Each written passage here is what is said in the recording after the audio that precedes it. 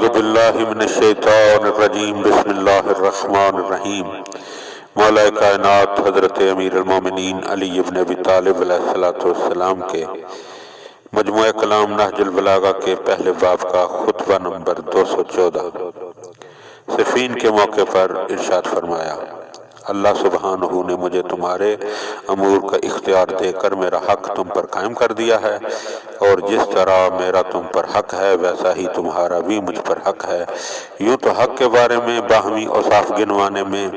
بہت وسعت ہے، لیکن آپس میں حق و انصاف کرنے کا دائرہ بہت تنگ ہے۔ دو آدمیوں میں اس کا حق اس پر اسی وقت ہے جب دوسرے کا بھی اس پر حق ہو، اور اس کا حق اس پر جب وہی ہوتا ہے جب اس کا حق اس پر بھی ہو، اور اگر ایسا ہو سکتا ہے کہ اس کا حق دوسروں پر ہو لیکن اس پر کسی کا حق نہ ہو تو یہ امر ذات باری کے لیے مخصوص ہے، نہ اس کی مخلوق کے لیے، کیونکہ وہ اپنے بندوں پر پورا تسلط و اقتدار رکھتا ہے، اور اس نے تمام ان چیزوں میں جن پر اس کے فرمان قضا جاری ہوئے ہیں عدل کرتے ہوئے ہر صاحب حق کا حق دے دیا ہے۔ اس نے بندوں پر اپنا یہ حق رکھا ہے کہ وہ اس کی اطاعت و فرما برداری کریں، اور اس نے محض اپنے فضل و کرم اور اپنے احسان کو وسعت دینے کی بنا پر جس کا وہ اہل ہے ان کا کئی گنا اجر قرار دیا ہے۔ پھر اس نے ان حقوق انسانی کو بھی جنہیں ایک کے لیے دوسرے پر قرار دیا ہے اپنے ہی حقوق میں سے قرار دیا ہے، اور انہیں اس طرح ٹھہرایا ہے کہ وہ ایک دوسرے کے مقابلے میں برابر اتریں، اور کچھ ان میں سے کچھ حقوق کا باعث ہوتے ہیں اور اس وقت تک واجب نہیں ہوتے جب تک اس کے مقابلے میں حقوق ثابت نہ ہو جائیں۔ اور سب سے بڑا حق جسے اللہ سبحانہ نے واجب کیا ہے حکمران کا ریت پر اور ریت کا حکمران پر حق ہے، کہ جسے اللہ نے والی اور ریت میں سے ہر ایک کے لیے فریضہ بنا کر عائد کیا ہے، اور اسے ان میں رابطہ محبت قائم کرنے اور ان کے دین کو سرفرازی بخشنے کا ذریعہ قرار دیا ہے۔ چنانچہ ریت اسی وقت خوشحال رہ سکتی ہے جب حاکم کے طور طریقے درست ہوں، اور حاکم بھی اسی وقت صلاح و درستگی سے آراستہ ہو سکتا ہے جب ریت اس کے احکام کی انجام دہی کے لیے آمادہ ہو۔ جب ریت فرما روا کے حقوق پورے کر دے اور فرما روا ریت کے حقوق سے عہدہ برا ہو تو ان میں حق باوقار، دین کی راہیں استوار، عدل و انصاف کے نشانات برقرار ہو جائیں گے، اور پیغمبر صلی اللہ علیہ وآلہ وسلم کی سنتیں اپنے دھڑے پر چل نکلیں گی، اور زمانہ سدھر جائے گا، بقائے سلطنت کے توقعات پیدا ہو جائیں گے، اور دشمنوں کی حرص و طمع یاس و نا امیدی سے بدل جائے گی، اور جب ریت حاکم پر مسلط ہو جائے یا حاکم ریت پر ظلم ڈھانے لگے تو اس موقع پر ہر بات میں اختلاف ہوگا، ظلم کے نشانات ابھر آئیں گے، دین میں مفسدے بڑھ جائیں گے، شریعت کی راہیں متروک ہو جائیں گی، خواہشوں پر عمل درآمد ہوگا، شریعت کے احکامات ٹکرا دیے جائیں گے، نفسانی بیماریاں بڑھ جائیں گی، اور بڑے بڑے حق کو ٹکرا دینے اور بڑے سے بڑے باطل پر عمل پیرا ہونے سے بھی کوئی نہ گھبرائے گا۔ ایسے موقع پر نیکوکار ذلیل اور بد کردار باعزت ہو جاتے ہیں، اور بندوں پر اللہ کی عقوبتیں بڑھ جاتی ہیں، لہذا اس حق کی ادائیگی میں ایک دوسرے کو سمجھانا بجھانا اور ایک دوسرے سے بخوبی تعاون کرنا تمہارے لیے ضروری ہے، اس لیے کہ کوئی شخص بھی اللہ کی اطاعت و بندگی میں اس حد تک نہیں پہنچ سکتا کہ جس کا وہ اہل ہے،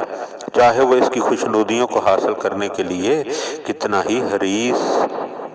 ہو اور اس کی عملی کوششیں بھی بڑی چڑھی ہوئی ہوں۔ پھر بھی اس نے بندوں پر یہ حق واجب قرار دیا ہے کہ وہ مقدور بھر پند و نصیحت کریں اور اپنے درمیان حق کو قائم کرنے کے لیے ایک دوسرے کا ہاتھ بٹائیں۔ کوئی شخص بھی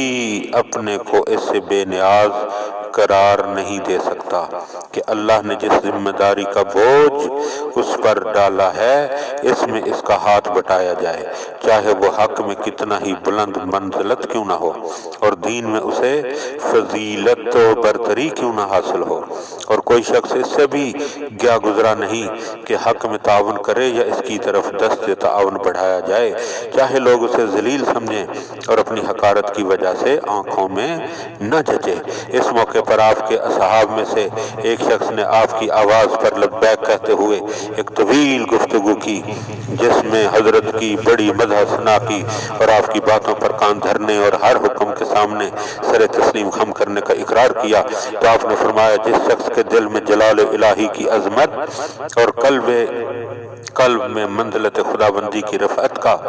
احساس ہو، اسے سزاوار ہے کہ اس جلالت و عظمت کے پیش نظر اللہ کے ماں سوا ہر چیز کو حقیر جانے،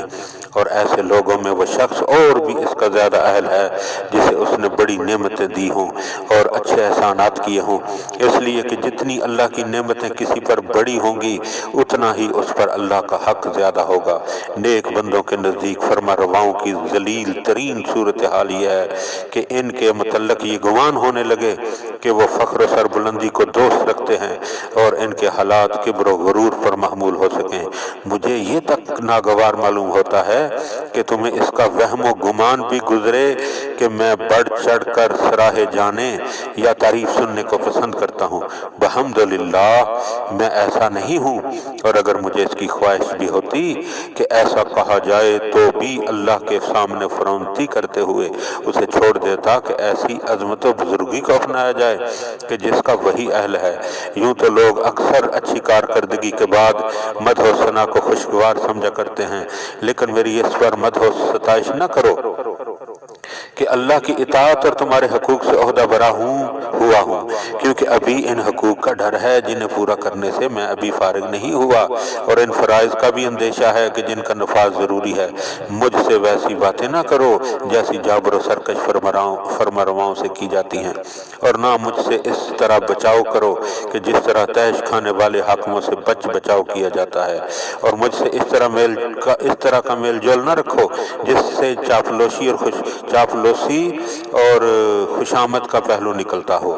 میرے متعلق یہ گمان نہ کرو کہ میرے سامنے کوئی حق بات کہی جائے گی تو مجھے گراں گزرے گی، اور نہ یہ خیال کرو کہ میں یہ درخواست کروں گا کہ مجھے بڑھا چڑھا دو، کیونکہ جو اپنے سامنے حق کے کہے جانے اور عدل کے پیش کیے جانے کو بھی گراں سمجھتا ہو، اسے حق و انصاف پر عمل کرنا کہیں زیادہ دشوار ہوگا۔ تم اپنے کو حق کی بات کہنے اور عدل کا مشورہ دینے سے نہ روکو، کیونکہ میں تو اپنے کو اس سے بالاتر نہیں سمجھتا کہ خطا کروں، اور نہ اپنے کسی کام کو لغزش سے محفوظ سمجھتا ہوں، مگر یہ کہ خدا میرے نفس کو اس طرح بچائے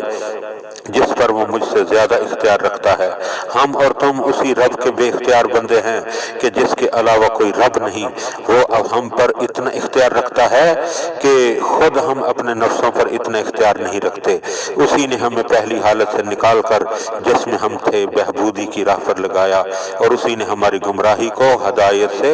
بدلا اور بے بصیرتی کے بعد بصیرت عطا فرمائی۔ اللہم صلی علی محمد و آل محمد۔